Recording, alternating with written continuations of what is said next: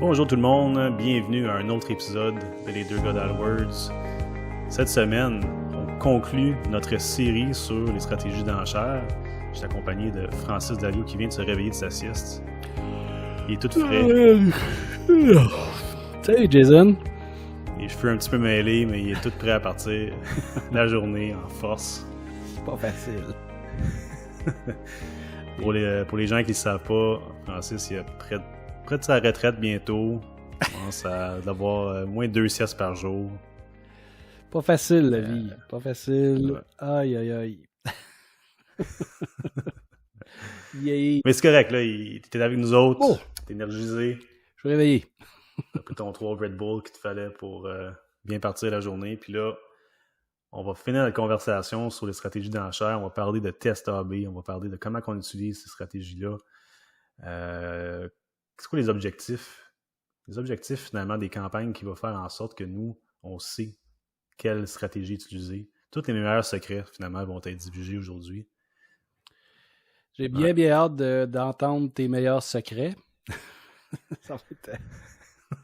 Mais c'est un défi pour, puis même pour nous autres, mais c'est un défi de savoir quelle stratégie, quand est-ce qu'on les utilise, quand est-ce qu'on les modifie. Puis c'est pas évident de bien choisir. Ben, pour la majorité des gens qui n'ont jamais fait, qui se fient uniquement sur l'espèce de wizard de Google, où est-ce que là, lui, il va te suggérer une stratégie. C'est pas évident de dire bon, ben, je vais aller choisir une autre stratégie que ce que Google me suggère parce que je pense que Google n'a pas raison. C'est pas évident. Nous, on a des façons de faire qui sont peut-être différentes, mais on a quand même une évolution dans ce qu'on utilise. On fait des tests aussi pour savoir à quel moment changer de stratégie. Puis c'est un peu ce qu'on va décortiquer aujourd'hui. Juste avant, ben, peut-être un petit mot de notre commanditaire Opteo. Oui. Opteo est une plateforme en ligne qui offre plus de 30 améliorations uniques à faire pour optimiser vos comptes Google Ads.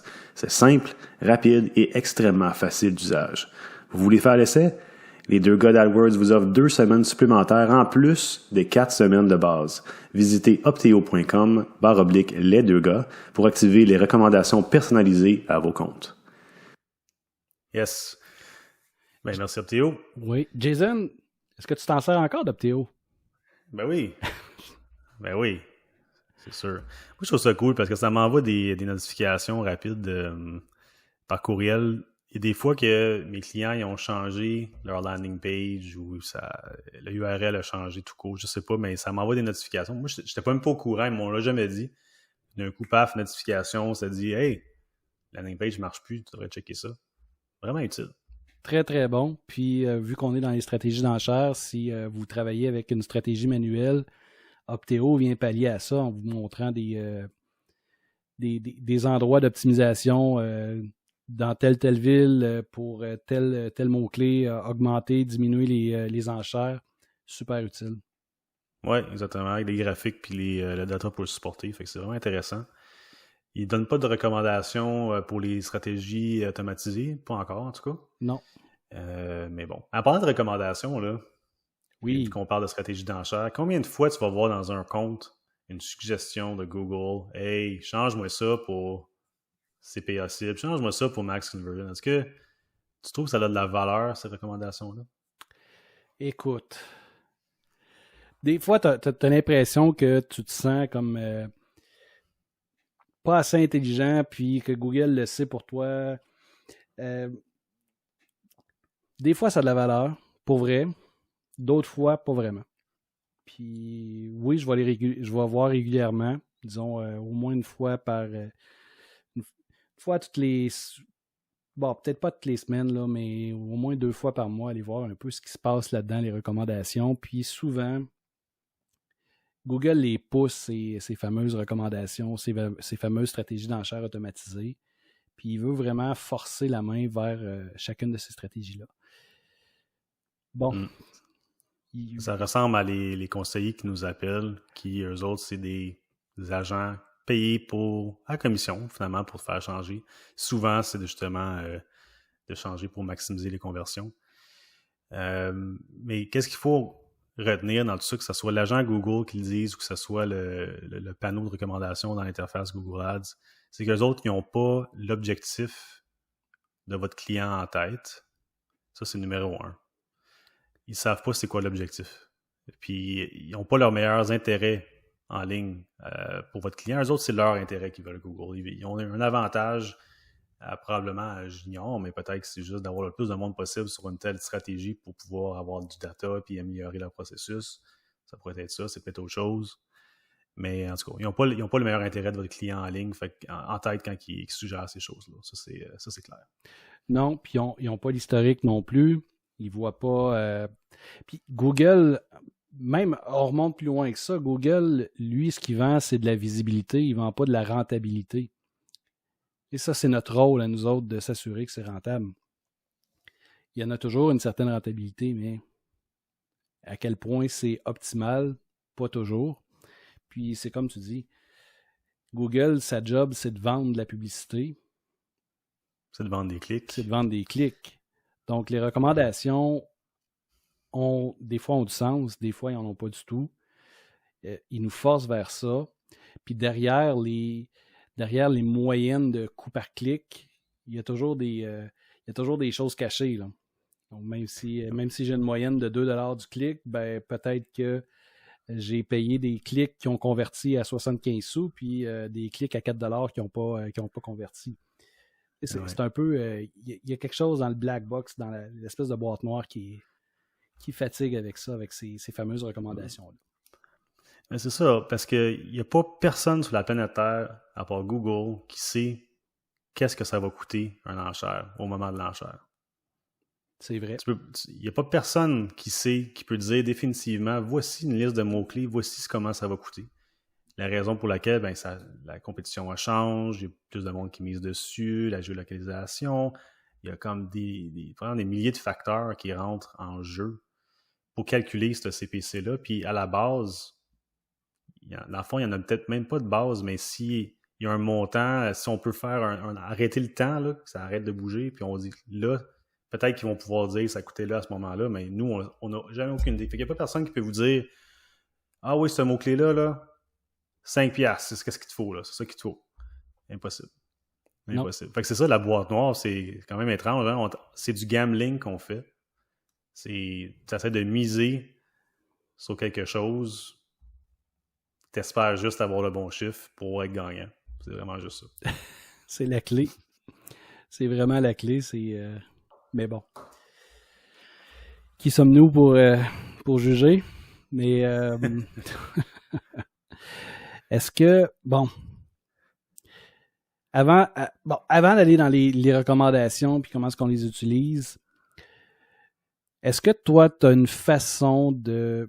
Quand tu commences une campagne, c'est quoi la première stratégie que tu vas choisir? On a parlé, tout au long de la série, on a parlé d'évolution dans le temps. Avant de passer d'une stratégie à une autre, on va attendre d'atteindre certaines limites. De quelle façon tu organises tes choses? De quelle façon tu vas, dans le temps, graduellement, passer d'une à l'autre? Puis c'est quoi la séquence que tu utilises le plus régulièrement? Oui. Si c'est quelque chose qui doit partir rapidement, donc ça veut dire qu'on veut que les impressions commencent à être générées le plus rapidement possible. Là, je vais utiliser la méthode manuelle ou la méthode ECPC. Probablement plus ECPC. Même si on n'a pas de data au départ, comme je disais, ils ont quand même une historique avec les autres comptes publicitaires dans le domaine qui vont pouvoir aider un peu. Fait que je le pars tout de suite avec ECPC. Ça m'enlève un petit peu de pression à vérifier à tous les jours. Tandis qu'avec manuel, il faut que tu vérifies vraiment souvent. Là.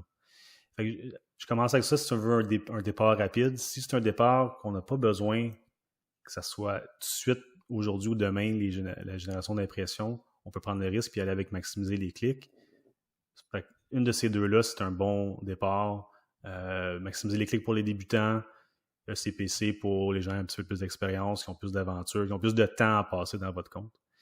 Ensuite, on évolue avec le temps. On laisse ça rouler 15-30 jours pour avoir de l'information. Il n'y a rien qui empêche de faire des optimisations pendant ce mois-là, mais on ne veut pas changer de stratégie d'enchère, on veut le maintenir pour que l'algorithme puisse bien se concrétiser.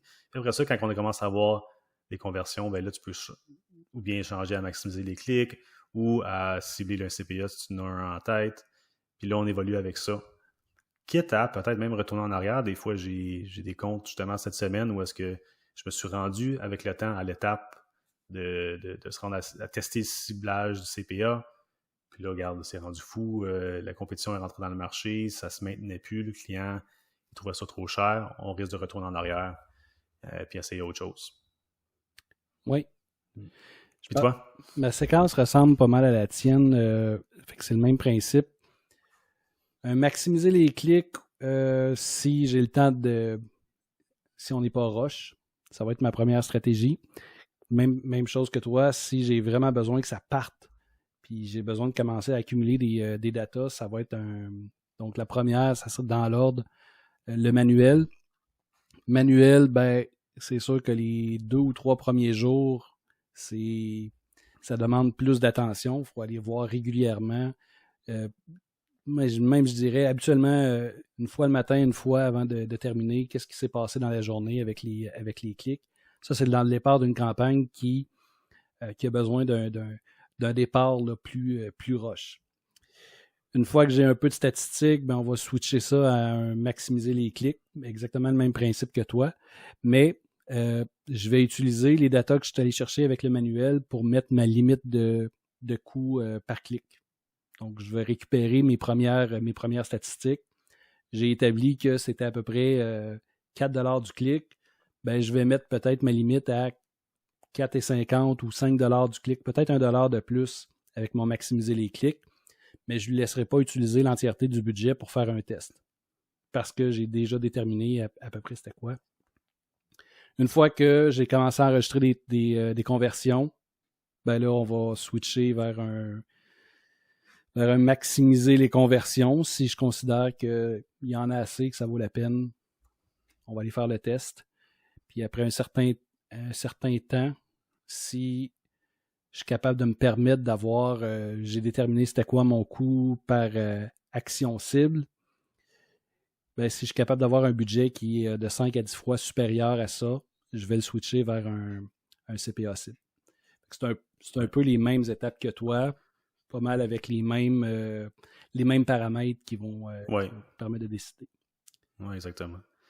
Puis, pour des débutants là, qui ne savent pas qu'est-ce qui serait l'idéal pour eux, disons qu'ils sont sur une stratégie d'enchère comme maximiser les clics ou peut-être maximiser les conversions, puis ils veulent faire un test sans tout bousiller. Là. Y a-t-il une façon facile de dire moi, je vais mettre telle stratégie d'enchère versus un autre directement dans mon compte, je vais voir quel qui performe le mieux? Ben, tu peux toujours utiliser les expériences, les tests AB pour être capable de voir qu'est-ce qui fonctionne le mieux. Quand on part une expérience, il faut se donner le temps quand même. Là. Donc, il ne faut pas être pressé dans le temps. Puis si on est pressé dans le temps, on revient toujours au manuel. Mais moi, je me donne un 30 jours pour une expérience sur un test AB. Donc, stratégie A, la première, je teste la deuxième, puis j'essaie de voir au bout de 30 jours laquelle qui fonctionne le mieux. Puis je vais regarder les 2 dernières semaines et non pas l'entièreté du mois là, pour déterminer c'est laquelle qui fonctionne le mieux parce que dans le début du mois, c'est toujours de l'adaptation, c'est pas 100% efficace. Puis même souvent, quand tu regardes ça au début, tu as envie de tirer la plug le plus vite possible parce que la nouvelle stratégie ne fonctionne pas. Faut y laisser le temps de faire un apprentissage. J'utilise ça même quand Google, avec les recommandations, si on y revient aux recommandations, quand Google te suggère une nouvelle stratégie d'enchère, moi, j'aime la tester avec celle qui est en place pour voir si c'est vraiment mieux. Des fois, Google a raison, mais pas toujours. Donc, exact, c'est ça. Ben oui, c'est une excellente façon de faire un split dans votre budget. D'envoyer la moitié à la campagne originale, la moitié du budget à la nouvelle campagne en test. Google s'occupe de gérer ça, la gestion de trafic entre ces 2 campagnes-là. Puis, moi, je pense que c'est la clé, ce que tu as dit, c'est qu'il ne faut pas être pressé, puis il faut attendre au moins 30 jours pour avoir des résultats concrets. Puis ensuite, on peut désactiver la nouvelle, on peut l'appliquer. Ça dépend de ce qui s'est passé. Mais l'autre chose qu'il faut se souvenir aussi, c'est que même si on fait un test, même si le test va mieux que la campagne originale, ça ne veut pas dire que ça va toujours rester pareil. Ça veut pas, il va y avoir des choses qui vont changer dans le temps. Vous allez rajouter des mots-clés, vous allez en enlever, vous allez peut-être modifier l'horaire, vous allez peut-être trouver une audience qui performe mieux, peut-être qu'un des sexes fonctionne mieux que l'autre, vous allez mettre des ajustements à des endroits. Ça va faire en sorte que l'algorithme va se remettre en mode apprentissage. Ça peut faire changer les choses. Fait que, comme je disais, mon téléphone vient de partir. Comme je disais, tantôt, c'est qu'il ne faut pas avoir peur de retourner en arrière aussi. Si quelque chose a fonctionné par un bout de temps, tant mieux. Puis ça arrête de fonctionner, faites un nouveau test, retournez en arrière s'il faut. La seule affaire, c'est qu'il ne faut pas faire un yo-yo. Il ne faut pas comme genre une semaine sur une affaire, 2 semaines sur l'autre, un jour sur l'autre. Là, à un moment donné, ça devient too much. Quand vous prenez une décision, vivez avec pendant un petit peu pour avoir l'information, pour prendre les bonnes décisions suite à ça. C'est mon conseil. Oui.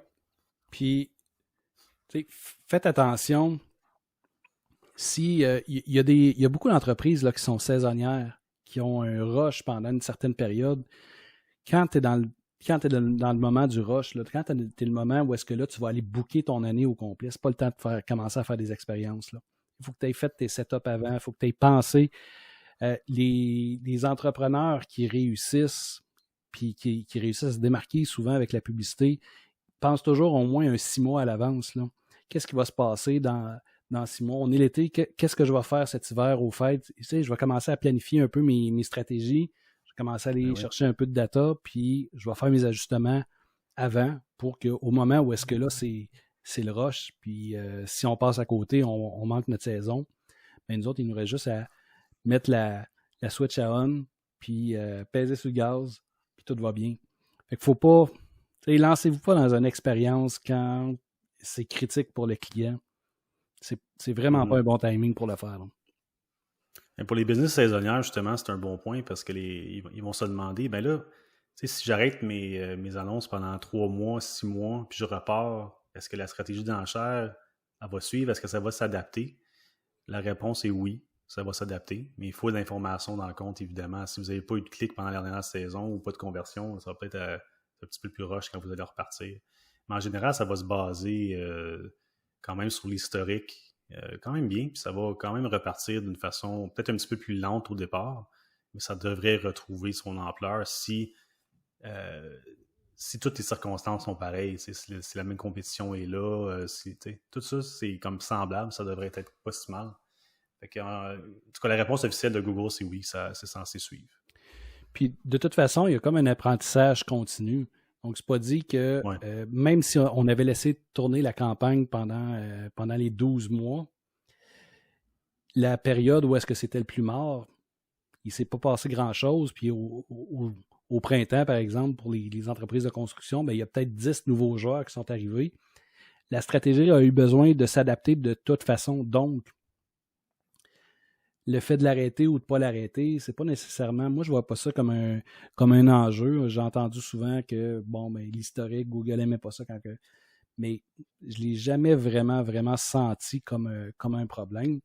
Puis à l'inverse, des clients qui me disent je veux pas fermer mon compte parce que pour pas déplaire à Google, mais je suis plus capable de répondre à la demande, mais là, ça va créer de la frustration de l'autre côté. Les clients, ils appellent, je ne suis pas capable de te servir avant tant de temps. Ça va nuire à l'entreprise plus que ça va l'aider. C'est correct de faire plaisir à Google, mais c'est un outil. C'est un outil pour une entreprise. C'est pas pour l'ego de Google qu'on fait ça. Oui. Je suis d'accord avec toi. Si tu es une entreprise en service puis tu n'es plus capable de fournir, puis la demande est extrême, puis tu n'as plus de place, bon, c'est peut-être logique de vouloir arrêter les annonces. Mais même si c'est une compagnie saisonnière, tu peux quand même les laisser rouler à l'année longue. Par exemple, un paysagiste qui travaille juste l'été ou le printemps, même en hiver, vous pouvez le laisser. Vous payez par clic. Fait que si personne cherche, les annonces n'arriveront pas, il n'y a pas de risque d'avoir de clics. Fait que si vous avez un clic, c'est parce que quelqu'un vous a cherché, même dans la saison faible de l'hiver. Peut-être que les autres sont prêts, comme durant la pandémie cette année. Moi, j'ai un paysagiste, il était booké en février, il avait fait son été déjà. Parce que lui, il roule toute l'année, même en hiver. Fait que le monde, il cherchait, il savait que ça allait être super occupé l'été 2021, à cause justement de la pandémie, puis tout le monde fait les travaux à l'extérieur au lieu de voyager. Mais voilà, il a booké sa saison super rapidement parce qu'il a eu l'intelligence de dire « Moi, je roule tout le temps à cette heure parce que j'en ai besoin. » Ça, c'est à considérer aussi. Oui, tout à fait. Puis peu importe la stratégie qu'on utilise, tu l'as bien dit, on paye à l'utilisation. Si personne fait de recherche, on n'est pas facturé parce qu'il n'y a pas eu de clic. Donc, c'est pas, ça ne devient pas nécessairement un enjeu. Mais bon. Exactement. On a parlé des tests AB, on a parlé du temps, du délai à faire un test, combien de temps qu'on laissait à Google. As-tu des différentes idées? Là, je vois dans tes notes les usages en fonction des objectifs. Est-ce que tu avais quelque chose en tête là, avec ça? Oui, bien ça, c'était plutôt pour faire un résumé de nos 3 épisodes précédents. On en a parlé un petit peu cas par cas pour l'usage de chacun. Mais en général, pour moi, mon usage, si les gens ils disent ben, quelle stratégie je devrais utiliser pour mon objectif à moi, ben moi, ce que je dirais comme recommandation, c'est que bon, si vous autres voulez faire reconnaître votre marque, vous êtes nouveau dans le marché, peu importe, mais là, à ce moment-là, vous pouvez peut-être maximiser les clics pour essayer d'apporter le plus de trafic possible sur votre site web. Vous pouvez essayer peut-être le partage d'impressions après un certain temps pour essayer de sortir le plus haut, encore là, pour générer du trafic sur votre site. Si vous avez un historique de conversion, ben là, à ce moment-là, essayez de maximiser les conversions. Essayez de voir si c'est vrai que ça peut vous apporter. Ça ne sera peut-être pas la situation, ce ne sera peut-être pas la réalité. On parle encore de réalité versus expectations. Oui. Vous attendez que ça va fonctionner super bien, puis en fond, ça ne marchera pas. Fait encore là, c'est des tests qu'il faut faire. Si vous avez un coût d'acquisition très spécifique en tête, allez tester ciblage de CPA, voir si ça peut vous donner les résultats que vous voulez. Encore là, reality versus expectation. Peut-être que vous allez vous attendre. Moi, je ne veux pas payer tellement plus que ça. Ça ne sera vraiment pas ça qui va se passer dans Google. Ça ne veut pas dire que vous n'avez pas raison. Ça veut juste dire que la réalité est différente dans cette plateforme-là. Fait que ça fait... Je pense qu'il y a quand même un usage quand même assez spécifique par rapport aux stratégies d'enchères qu'on peut essayer pour les tests du moins. Puis, c'est de s'adapter avec la data qui rentre, d'aller en arrière, d'avancer peu à peu, de modifier certaines données. Fait en gros, c'est cas par cas, évidemment. Je pense que tout le monde va dire ça. Mais, comme vous pouvez voir, il y a peut-être un peu des cas spécifiques là, à l'usage de ça. Ça ressemble à ça, j'imagine, toi aussi, vu que tu me suis de près et que je suis ton héros de Google Ads. Mais ce que je retiens, ce que j'entends là-dedans, c'est que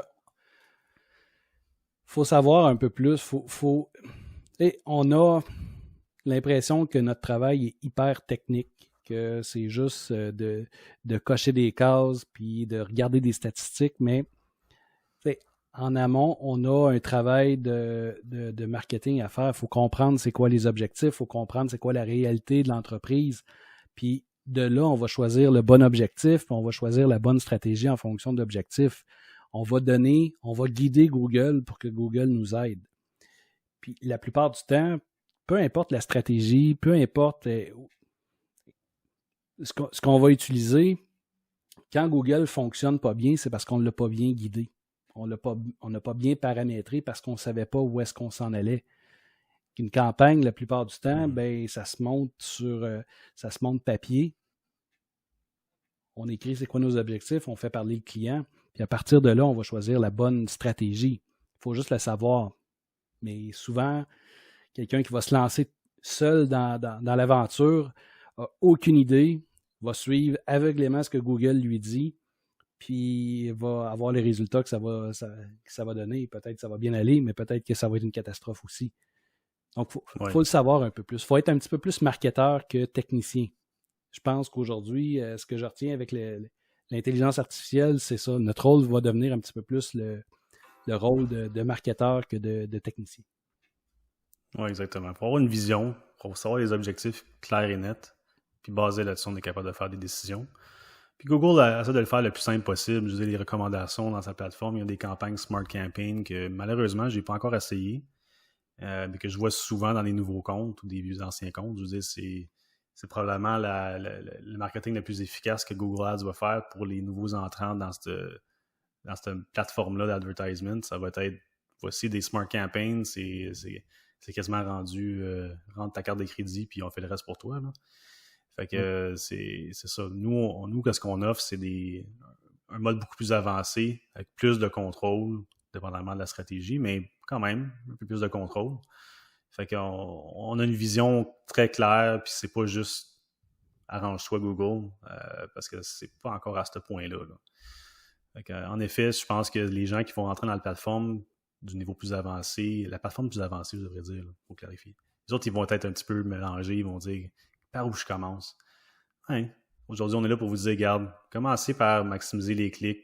Vous allez avoir un peu moins de contrôle, mais au moins, ça va vous donner de l'information que vous avez besoin. Puis avec le temps, vous allez pouvoir évoluer avec ça. Oui, tout à fait d'accord. Tout à fait d'accord. Alors voilà, oui. On fait le tour on vient de compléter les 4 épisodes de notre série sur les stratégies d'enchères.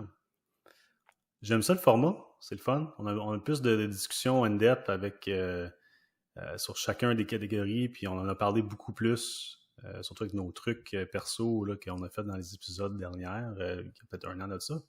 Oui. Ouais. On va continuer sur cette tangente-là. On va avoir une autre série qui s'en vient bientôt sur... je sais pas encore, on va voir. On va déterminer. Ça va être une surprise. Ouais. Exact. Fait que sur ça, merci encore pour ton temps. C'est vraiment le fun. Oui, toujours apprécié, je suis content. Bon, vous l'avez deviné, là, on a fait un peu de batching. On a enregistré les 4 épisodes un derrière l'autre. Mais écoute, Jason, c'est un plaisir de te retrouver. Puis on répète l'expérience, c'est clair. Yes. Merci tout le monde. Vous pouvez nous retrouver sur les 2 gars d'AdWords. Envoyez-nous des questions. Ce serait le fun de pouvoir répondre à ça live dans notre enregistrement pour vous guider justement sur des questions par rapport au début ou peut-être des questions plus avancées. Pas grave, on est là pour vous aider. Alors voilà, on termine là-dessus. Puis on se revoit très bientôt, Francis. Merci. Salut. Bye bye. T'es un passionné de la publicité Google ou de la publicité Facebook? La vie de digital nomade t'a toujours attiré? Ben j'ai une bonne nouvelle pour toi. Union PPC, c'est peut-être la solution que tu recherches.